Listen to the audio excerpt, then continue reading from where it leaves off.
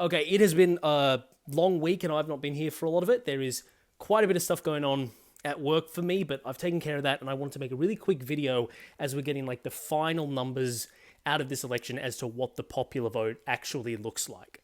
So the first thing that has to be mentioned is that polling didn't suck, not as much as we thought it did on election night. I mean, looking back on it now, the polling nationwide wasn't that inaccurate if you look at it now.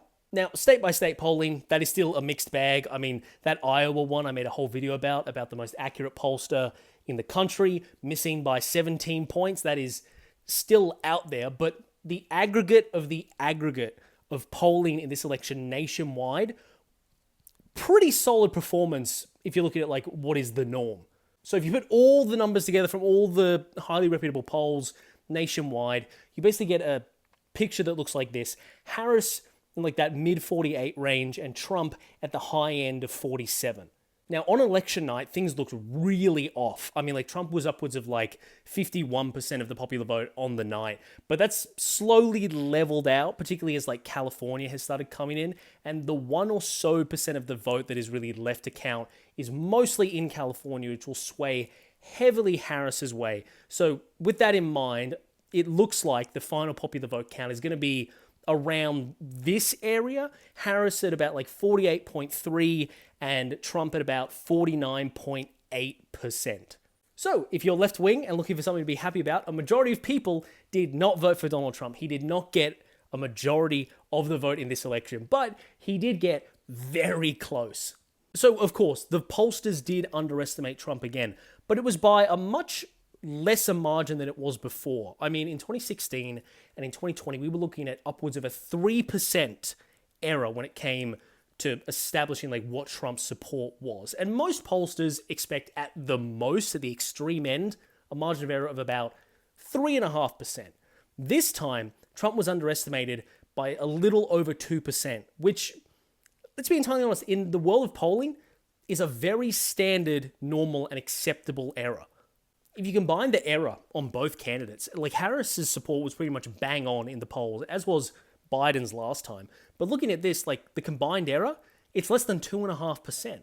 So the pollsters, whatever adjustments they were making from 2016 and 2020, seem to be, at least at some level, working to an extent.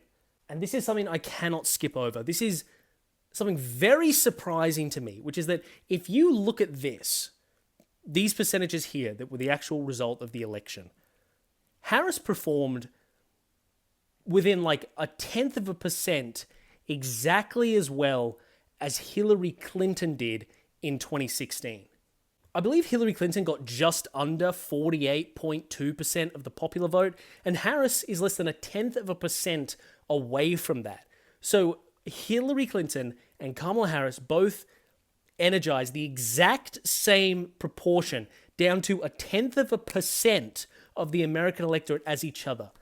And I can't find anything to take away from that other than the fact it's very interesting and it stands out to me. So take away and interpret that however you want to. In terms of the popular vote, this was the closest election since 2000, Bush v. Gore, which, if you don't remember, was one of the closest elections ever and probably the most intense nail-biter in the last 50 years of American elections. To give you another sense of how close this actually was, in a nation where there were upwards of 150 million votes, if 300,000 of them have gone the other way in the Midwest, in the right places, in Wisconsin, Michigan, and Pennsylvania, 300,000 votes total had gone to Harris instead of Trump, she would have won the Electoral College without winning the popular vote for the first time in the Democrats' history. But anyway, with that all aside, apologies for the half a week, almost a week stint absence there. A lot going on at work, but it is certainly calmed down now, so hopefully I'll be able to dive more into this and I can better cover just how insane this administration is going to be.